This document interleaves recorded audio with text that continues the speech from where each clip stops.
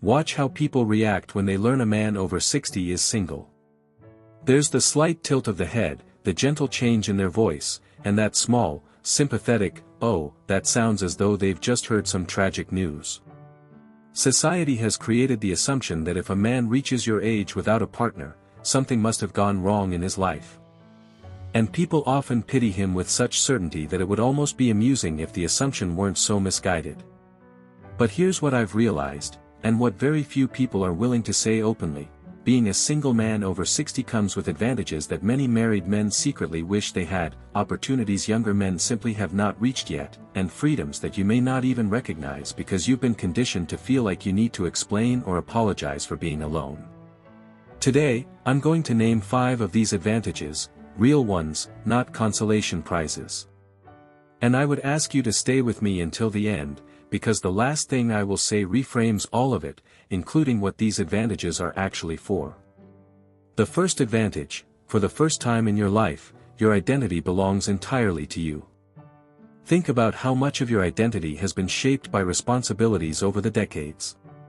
You were someone's husband, someone's father, someone's provider, someone's employee, someone people could always count on.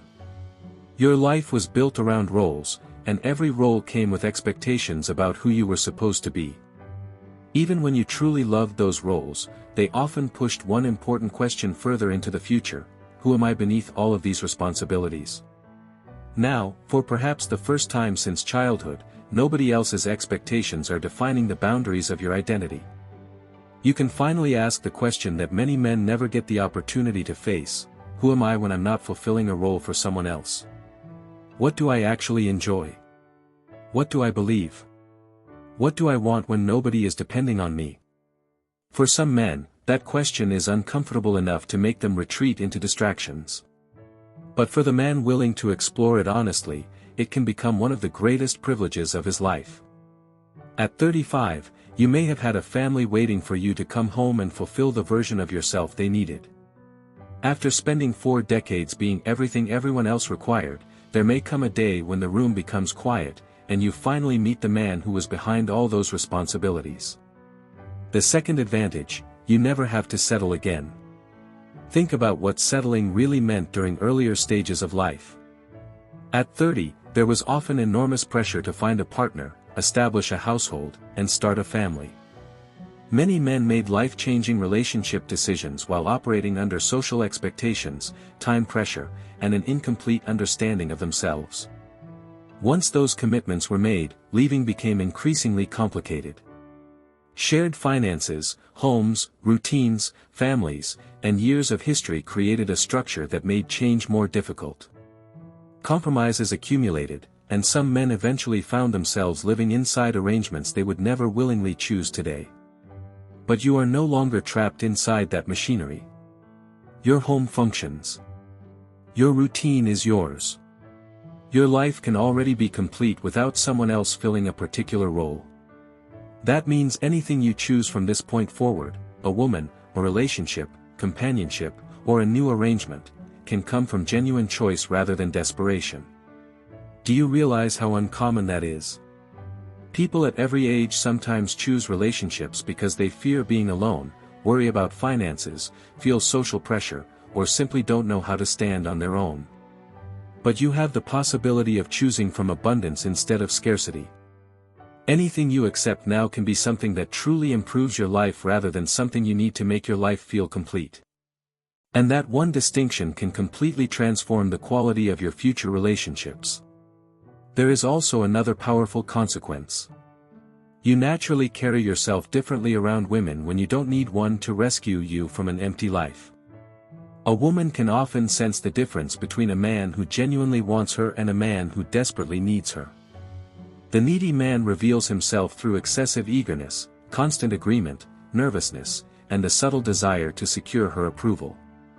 A man whose life is already fulfilling communicates something completely different without saying much at all: your presence would be wonderful, but I don't need you to save me.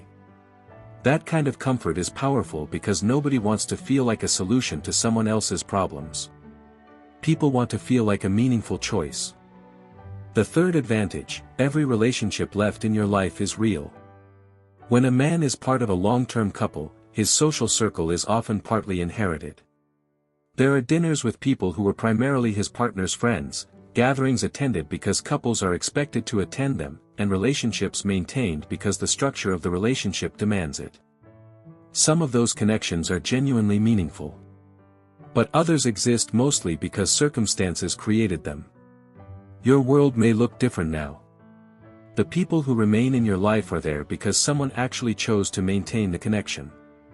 A friend calls because he wants to talk to you. Your children visit because they want to spend time with you, not because everyone needs to maintain the appearance of a perfect family gathering. Conversations happen because both people genuinely want them. Your circle may be smaller, but there is less pretending inside it. When obligation disappears, the relationships that remain have the opportunity to reveal what they really are: friendship, affection, loyalty, or love. Some men look at a smaller social circle and see only what they've lost.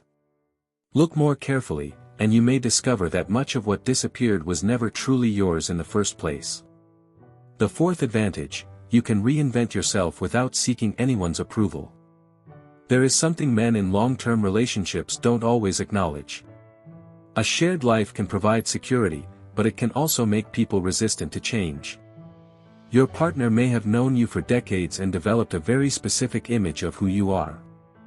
When you try to become someone different, that old image can create friction.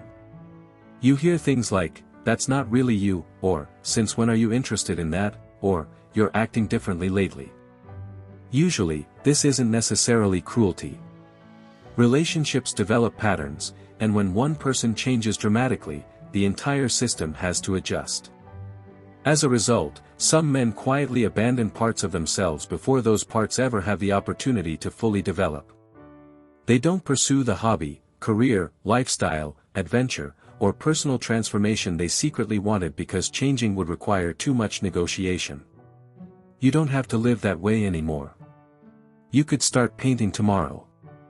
You could move to another home, grow a beard, learn another language, take up hiking, travel alone, study something you've always been curious about, or completely redesign your daily routine. You don't have to defend the new version of yourself to someone who remembers every previous version. That kind of freedom is extraordinary at any age. A single man over 60 can possess a rare combination: experience, self-awareness, financial resources, available time, and freedom over his identity. Younger men may have freedom but lack the wisdom and resources that come with age. Men in long marriages may have resources and experience but possess less freedom to radically redesign their lives. You may be standing in the unusual place where those qualities intersect, and many men never stop long enough to recognize what they have. The fifth advantage is the one almost nobody talks about: peace can become your normal state. There is something uncomfortable that many people don't like admitting: some long-term relationships operate beneath a constant layer of tension. It may be the argument that never gets resolved, the subjects everyone avoids, the silent accumulation of resentment, the constant monitoring of another person's mood, or the subtle pressure to keep the household emotionally balanced. After years of living with it, people stop noticing. Just as you eventually stop hearing a refrigerator humming in the background, you can become accustomed to the emotional noise inside your own home. But your nervous system still pays the price.